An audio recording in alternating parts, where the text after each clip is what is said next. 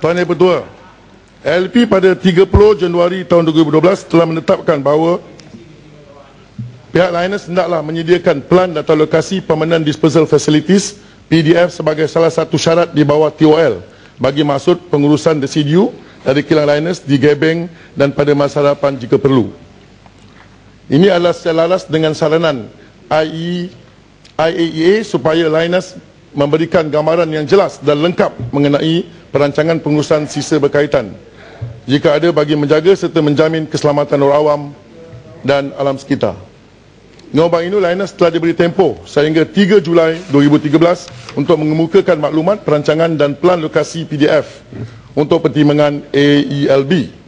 Ingin saya nyatakan di sini bahawa Linus telah pun mengemukakan maklumat perancangan awal berkaitan dengan plan dan lokasi PDF kepada AELB pertama kalinya pada 30 Mac 2011 dan telah dinilai oleh Jawatankuasa Kecil Keselamatan Pengurusan Sisa Pejal Lembaga Pelesenan Atom pada 3 April 2013 dan 16 Mei 2013 yang lalu. Ulasan oleh Jawatankuasa telah dikemukakan kepada pihak Linus pada 28 Mei 2013 untuk diambil tindakan pembetulan.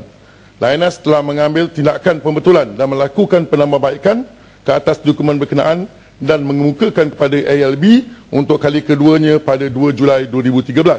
Walau bagaimanapun, dokumen ini tidak dianggap muktamad dan dokumen akan dikemaskini mengikut keperluan. Linus telah mencadangkan beberapa kawasan yang mempunyai ciri-ciri berpotensi sebagai bakal tapak PDF.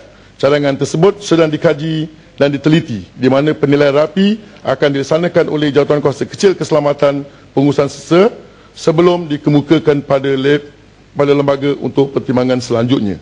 Yang ketiga, pengurusan residu. Tuan Yang Pertua. Timbalan Menteri, PDF. Nah, bagi saya PDF. Dah, bagi saya habiskan kata lambat isu ni. Seterusnya PDF ya Tan Sri Yang Tak, Ketua. saya ada panjang PDF. lagi. Bagi saya habis. Sebab yang selepas ini isu yang lain. Nah, saya akan jawab semua sekali. Tuan, pasal ada banyak masa. Tuan Yang Pertua. Tan Sri, lepas ni saya bagi nak tanya pengurusan pasal residu PDF. pula, isu yang menjadi kebimbangan pihak awam. Dapat mencela ini apabila ahli yang sedang berhujah memberi laluan, baru saya kata okey. Kalau yang berhujah dia tak kasih laluan, saya tak boleh kata sila.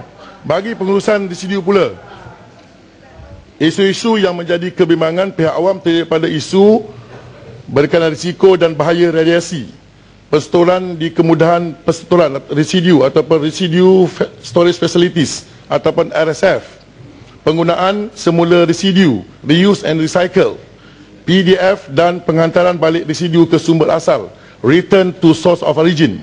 Isu ini juga telah diambil kira oleh Jawatankuasa Pemilihan Khas Parlimen atau PAC mengenai projek Linus Advanced Material Plant Telam pada tahun 2012 dan sebahagian daripada saranan dan shore 12 hingga 16 yang akan saya baca kemudian. PAC adalah khusus bagi menangani isu-isu tersebut. Ingin saya jelaskan di sini bahawa di bawah Akta Pelesenan Tenaga Atom 1984, residu yang dihasilkan oleh projek Linus ini apa juga bentuk mesti mempunyai kandungan uranium dan thorium yang selamat dan mematuhi perundangan kebangsaan serta standard antarabangsa. Untuk itu, residu tersebut tidak boleh dibawa keluar sehingga berada di bentuk yang stabil dan selamat. Penghasilan residu juga adalah secara berperingkat dan terhad serta dikawal sedia secara berterusan oleh agensi penguatkuasaan.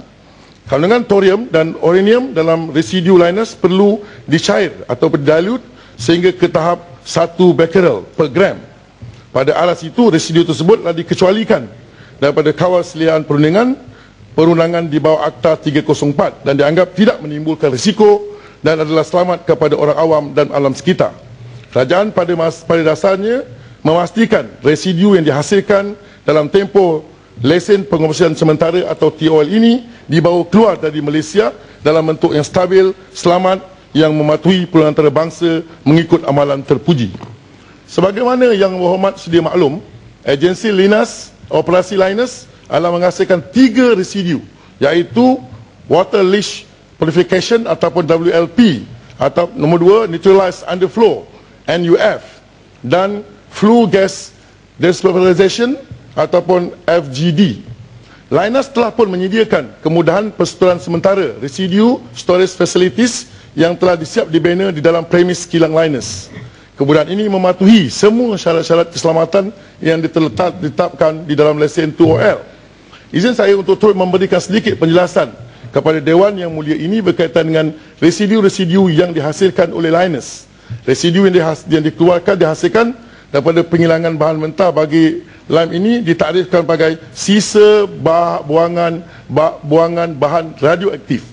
Mengikut standard antarabangsa, terutama dari tenaga agensi tenaga atom international ataupun International Atomic Energy Agency IAEA, residu ini ditakrif sebagai residu industri yang mengandungi bahan radioaktif semula jadi ataupun naturally occurring radioactive material ataupun NORM.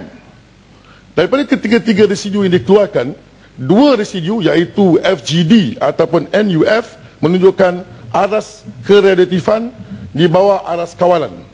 Walau bagaimanapun, pengesahan perlu dilakukan melalui pengumpulan data-data secukupnya dan analisa terperinci sebelum dilepaskan kepada kawalan pihak ALB.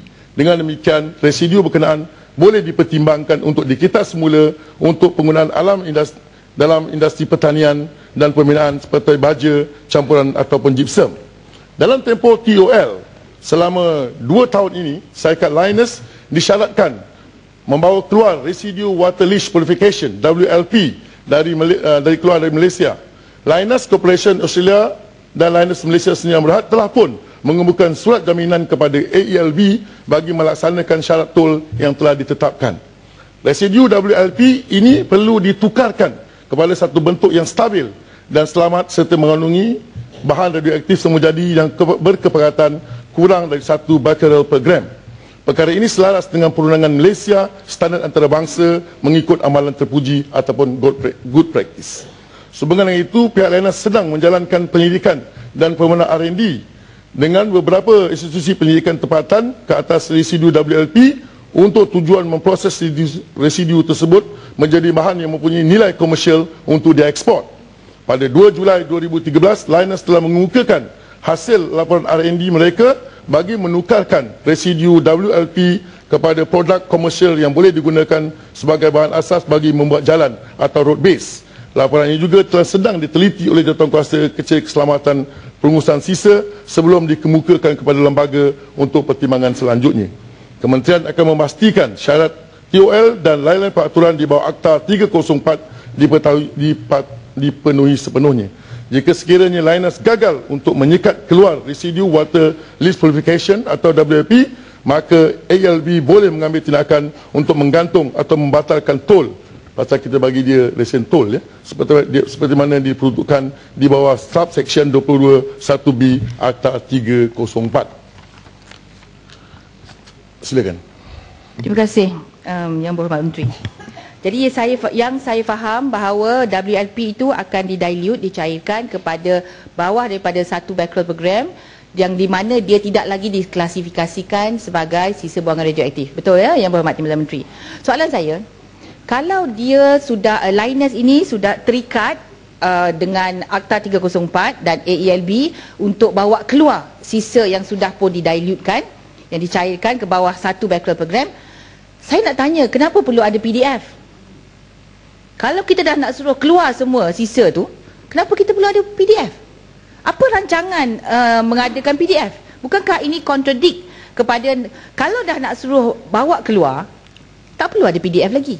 Dia pun penjelasan. Ini soalan ini telah ditanya beberapa kali. Sebenarnya memang kita disyaratkan,